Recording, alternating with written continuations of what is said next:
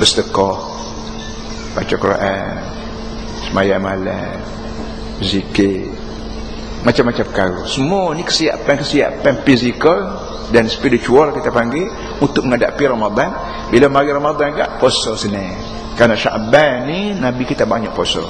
Siti Aisyah radhiyallahu anha sebut Rasulullah sallallahu alaihi wasallam ni seakan-akan puasa habis licin sebulan, seakan-akan. Ini enggak tak berapa hari bulan Syaban ni Nabi kita puasa sunat lah. Sunat ni kalau ibarat benda kat lauk. Kita makan nasi, hak tentu wajib makannya nasi. Tapi nasi sepinggan, lauk 4-5 pinggan, 7-8 pinggan. Apa jadi gitu? Ikan tak wajib, sayur tak wajib. Tak kenyang lah makan ikan, makan sayur. Kenyangnya ialah nasi. Tapi nasi sepinggan tu lauk 4-5 naik. Nak Kelantan juga. Karo penuh. Orang tina Kelantan ni berhim masuk. Kalau tu lelaki hak kaki makan pula agak sedang balik. Banyak lauk. Tapi nasi sepinggan. Nasi ni hak wajib, lauk ni hak sunat. Bapa yang jadi banyak hak sunat ketika makan, tapi tak banyak sunat ketika ibadat. Bapa ke semayan kalau boleh semayan 5 waktu pun hati dah. Hak kita naknya semayan 5 waktu campur dengan sunat qabliyah, sunat ba'diyah. Belum zuhur ada sunat, lepas zuhur ada sunat, belum asar ada sunat, lepas asar tak ada, belum maghrib khilaf, belum maghrib ada sunat atau tidak khilaf. Ambahnya balik buat tidak. Sudah bayang murid lalu nak ajar masyarakat supaya murid cepat. Kita tahu dah masjid ni bayang murid cepat. Jangan jadi orang bayang murid tu mulalah nak turun mandi, nak turun nak basuh kereta lah, macam-macam fashion. Kelangah dulu sampai ke murid tu lewat waktu baru bayang murid. Jadi kita nak didik masyarakat supaya maghrib cepat. Belum pada masuk waktu maghrib tu patut nak mandi, patut nak ajak anak-anak pakai baju gapo, pergi masjid gapo, siap belakang bila bunyi maghrib tu. Baik. Lepas maghrib ada sunat, belum isya ada sunat, lepas maghrib ada sunat. Dan isya, dan di antara isya dengan subuh tengah-tengah tu ada sunat lain. Sunat yang disebut tahajud. Kita panggil tahajud, kita panggil qiyamul lail, macam-macam nama. Dalam bulan Ramadan terlalu amat penting sembahyang malam. Kerana malam dengan siang ni dari segi nilai, dari segi mutu dia, dari segi kualiti dia lebih malam. Inna nashi'atal laili hiya ashaddu wat'an wa aqwam qila yanzilu ar-rabbu ila as-sama'i dunya fil hazi'in akhirna al-lail. Kalau Nabi sebut Tuhan turun daripada atasan dia, turun ke langit dunia di malam penghujung malam. Tuhan turun daripada atasannya ke langit dunia di penghujung malam. Alamin mustaghfirin fa'aghfirlah, alamin da'in fa'astajibalah, alamin sa'ilin fa'atiyalah. Turun tawar buat kita kata promosi. Tak ada kau orang nak minta.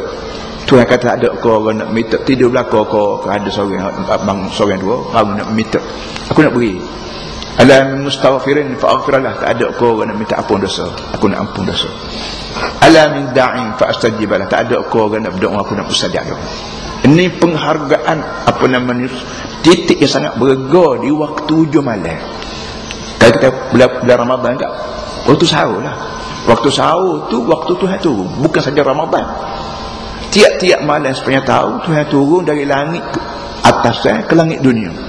Belah mana Tuhan turun, belah mana atasnya, belah langit dunia, tak usah ditanya lah waktu tu. Tak ada lidah boleh berayak, tak ada otak boleh faham.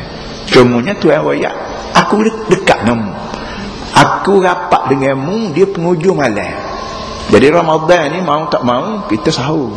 Setengah orang sahur petang dia tak kena. Kita suruh puasa lah malam-malam lah. Malam-malam tak usah tidur. Kalau boleh siang hari kita buat kerja tidur. Nanti mok suap mulut. Begitu. Bau jatah apa panggil. Tidur tu. Jadi kalau kita atas dunia ni pun lah ni subuh kita dengar dah umur hamba tu tepi jalan. Belum subuh tu kereta boleh jadi orang kerja di Kuala Kere, kerja di macam pagi dia pergi dah. Jadi untuk nak jaga keperluan hidup di dunia ni, orang sanggup start motor, start kereta pah mana-mana untuk nak jaga gaji ke perniagaan ke. Kita nak jaga akhirat kita, takkanlah kita tak mahu belum subuh untuk sahur dan untuk zikir sebagainya. Zikir para hadirin semua, zikir ama bawa kitab buat risalah kecil hari ni. Orang Melayu panggil apa ni, fadilat zikir. Zikir asal maknanya ingat. Zakara yadhkuru zikran. Zikir maknanya ingat. Dan kita Kelantan ni daripada zikir jadi dikir, berdikir. Mula-mula tok guru berzikir, lepas tu boleh buat kapung diheret-heret jadi berdikir. Tak apalah berzikir, berdikir tak apa.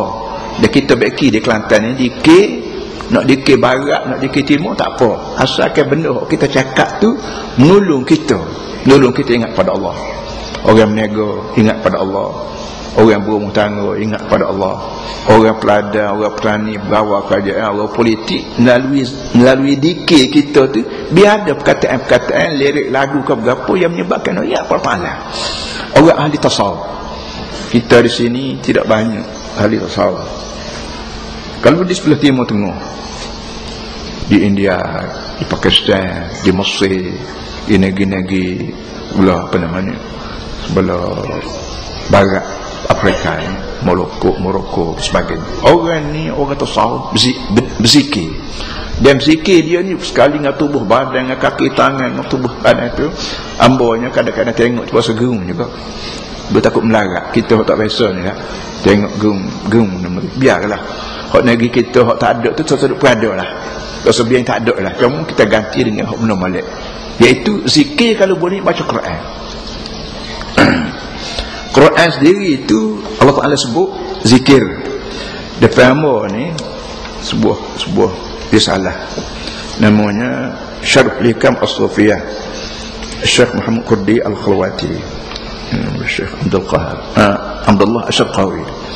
Buku ni disudutkan daripada ucapan seorang ahli tasawuf besar, Abdullah Syarqawi. Syarqawi ni kita di sini banyak mengaji kitab Syarqawi, kitab fiqh.